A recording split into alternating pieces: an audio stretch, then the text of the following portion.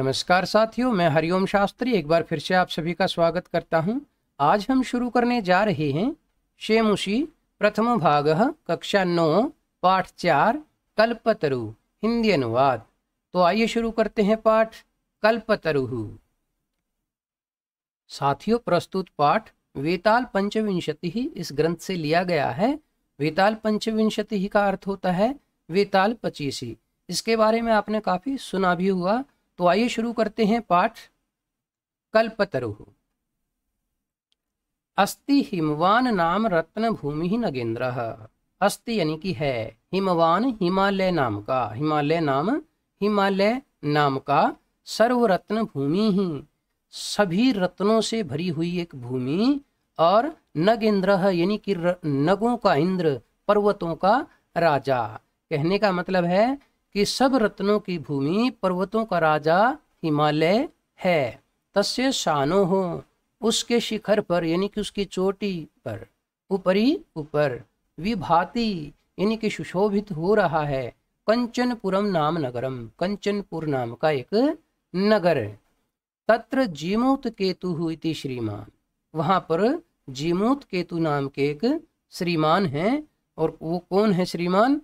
विद्याधर पति हैं। विद्याधर कौन होते हैं? विद्वान लोग, उनके पति यानी कि स्वामी, विद्वानों के स्वामी जीमूत केतु श्रीमान जी वसति स्म, रहते थे।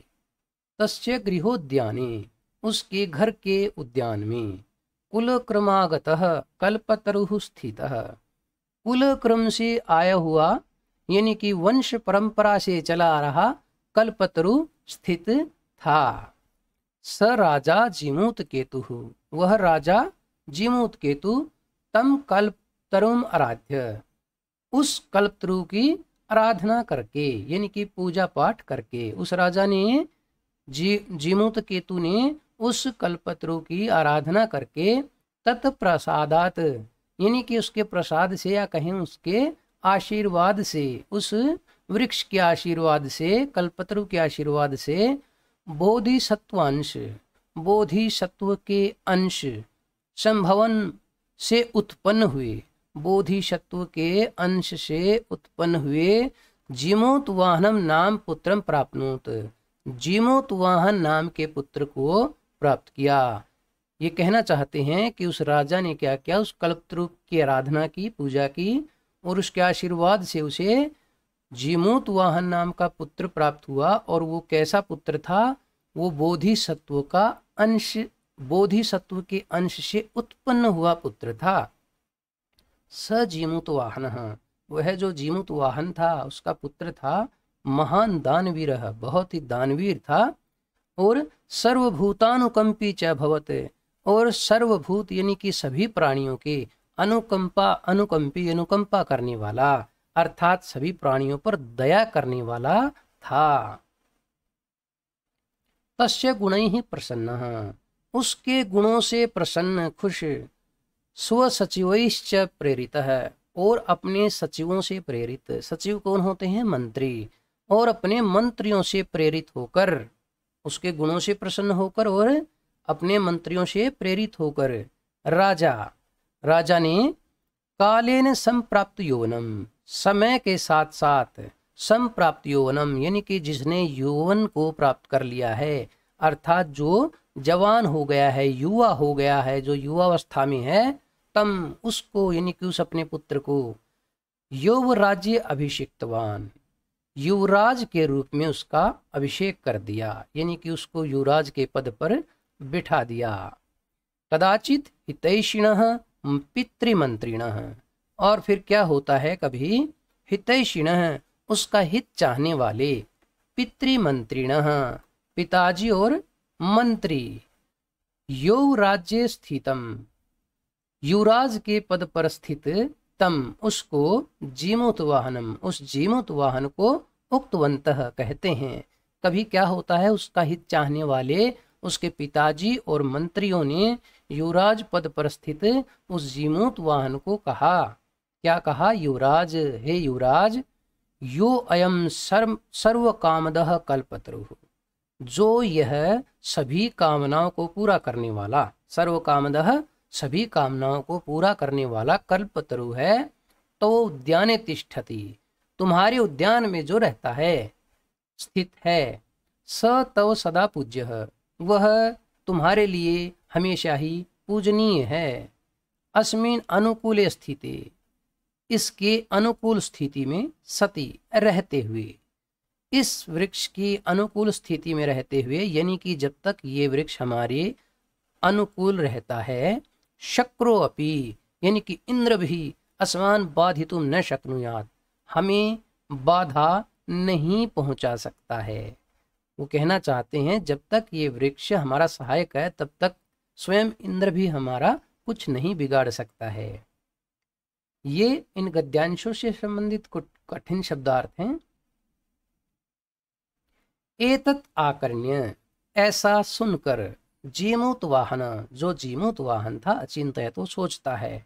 अहो अरे, ईदृशम अमर पादपम प्राप्यापि, ऐसा अमर वृक्ष प्राप्त करके भी, पूर्वैहि पुरुषैहि अस्माकं, हमारे पूर्व पुरुषों ने, यानी कि हमारे पूर्वजों ने, तादृशम फलम किमपि न प्राप्तम, वैसा कोई फल प्राप्त किया ही नहीं। वो कहना चाहता है, वो सोच रहा है कि इस तरह का अमर वृक्ष प्राप्त करने के बाद भी हमारे पूर्वजों ने ऐसा कुछ उससे कभी फल मांगा ही नहीं, कोई ऐसा फल प्राप्त नहीं किया। किंतु केवलम, लेकिन केवल क्या किया, कश्चिदेव कृपणैहि, कुछ ही गरीब लोगों के द्वारा, धनहीन लोगों के द्वारा, कश्चिदपि अर्थः अर्थितः, कुछ अर्थ ही मांगा गया, यानी कि धन मांगा गया। अर्थ का मतलब धन, अर्थितः मांगा गया। ये कहने का भाव है कि कुछ निर्धन या कहें गरीब लोगों के द्वारा सिर्फ कुछ धन मांगा गया, कोई ऐसी स्पेशल चीज ऐसी कोई नहीं मांगी गई। तद अहम अस्मात् कल्पतरु हो, तो अब मैं इस कल्पतरु से अभिष्टम साधयामि, अपने अभिष्ट फल को प्राप्त करता हूँ। अभिष्ट फल यानी कि मेरे मन की इच्छा को प्राप्त करता हूँ। इति, ऐसा। एवं आलोच्य, ऐसा सोचकर, सह पितुः अंतिकम आगच्छत, वह पिता के पास आ गया। आगत्य च, और आकर, सुखम आसीनम पितरम, सुख से बैठे हुए पिता को एकांते निवेदयत्, एकांत में निवेदन करता है, अकेले में बैठ के निवेदन करता है। तात, पिताजी, तुम तो जानासि एव, तुम तो जानते ही हो, यद अस्मिन् संसारे, किसी इस संसार में, आशरीरम इदम सर्वम धनम वीचिवत चंचलम, कि शरीर से लेकर, यानी कि शरीर सहित, इदम सर्वम धनम, ये सारा धन, रुपया पैसा, वीचिवत है, वीची मतलब लहर, वीचिवत यानी कि लहरों की तरह चंचल है।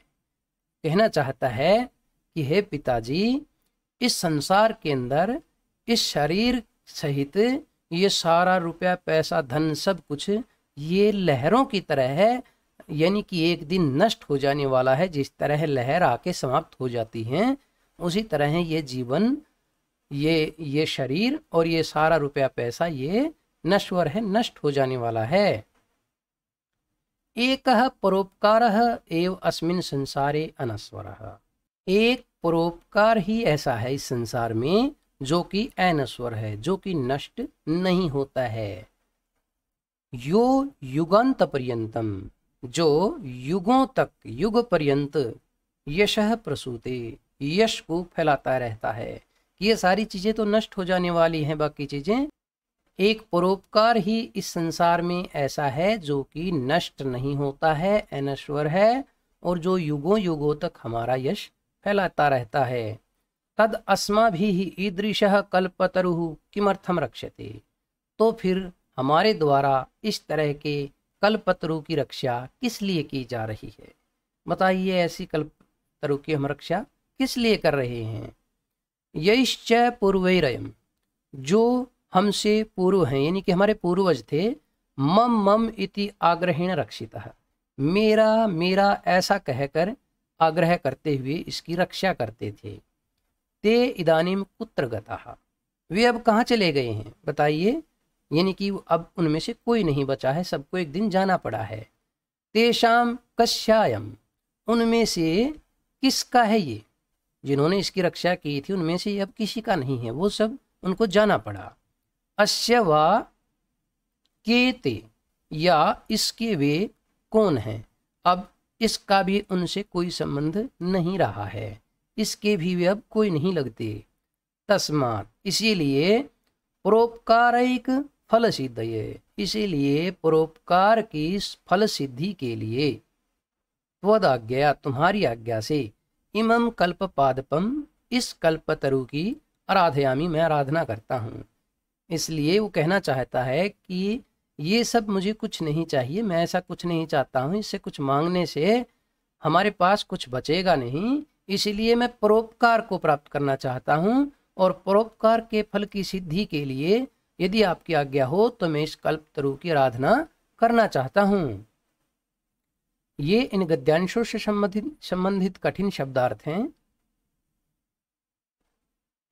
अथ पित्रा, अब पिताजी के द्वारा, तथा, ठीक है वैसा ही करो, इति अभ्यनुज्ञातः, ऐसी आज्ञा प्राप्त करके, सह जीमूत वाहन, वह जीमूत वाहन, कल्पतरुम उपगम्य उवाच, कल्पतरु के पास जाकर कहता है। पिता ने कहा कि ठीक है आप जैसा सोच रहे हो वैसा कीजिए। ऐसी आज्ञा प्राप्त करने के बाद वो जीमूत वाहन कल्पतरु के पास जाकर कहता है, देव, हे देव, त्वया अस्मत् पूर्वेषाम अभिष्टाः कामाः पूरिताः, तुम्हारे द्वारा इससे पहले हमारे बहुत सारे अभिष्ट काम पूरे किए गए हैं, कि आपने इससे पहले हमारे खूब अभिष्ट काम पूरे किए हैं, यानी कि जो हम चाहते थे वैसी कामनाएं आपने हमारी पूरी की। तन्मयिकम, तन्मयिकम, तत् मम एकम, तत् यानी कि तो, मम यानी मेरा, एकम एक, कामम पूरे, मेरा भी एक काम पूरा कर दीजिए। यथा पृथ्वीम अदरिद्राम, जैसे पृथ्वी को अदरिद्राम पश्यामि, जिस तरह मैं पृथ्वी को अदरिद्रों से देख सकूं, यानी कि अदरिद्र हो सब, कोई भी दरिद्र ना हो, कोई भी गरीब ना हो, कोई भी निर्धन ना हो, मैं इस पृथ्वी को निर्धनों से रहित देख सकूं, बिना गरीबों के देख सकूं।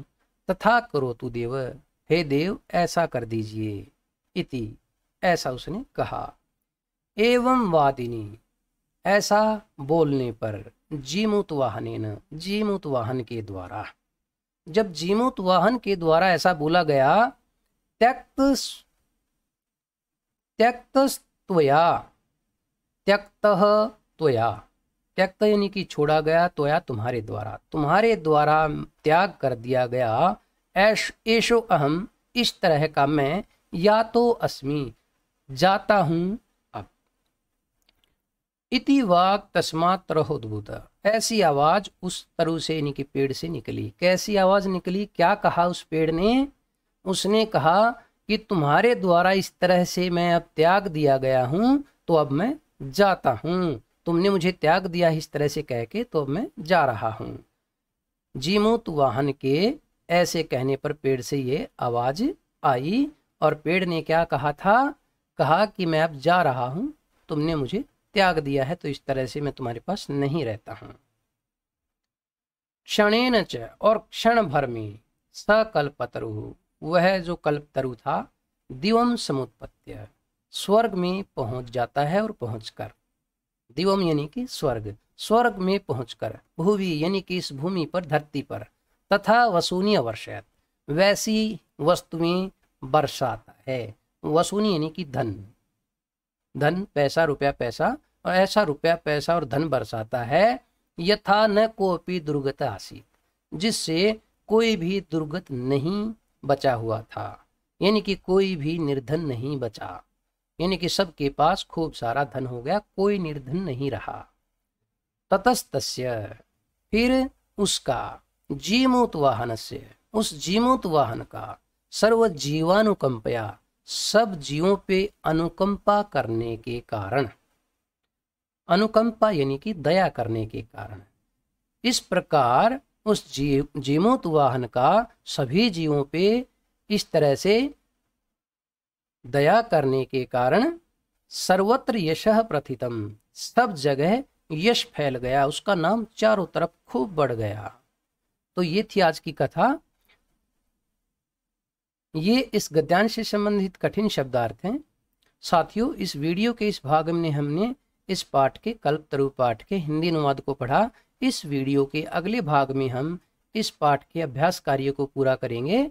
और यदि अभी तक आपने हमारे चैनल को सब्सक्राइब नहीं किया है तो कृपया चैनल को सब्सक्राइब करें और साथ में लगे बेल आइकन को अवश्य दबाएं ताकि आगे आने वाले हर वीडियो का नोटिफिकेशन आपको मिलता रहे। साथियों, यदि पाठ अच्छा लगा हो तो एक लाइक अवश्य दें और यदि पाठ से संबंधित आपकी कोई भी राय है तो कमेंट बॉक्स में आप अपनी राय दे सकते हैं। धन्यवाद।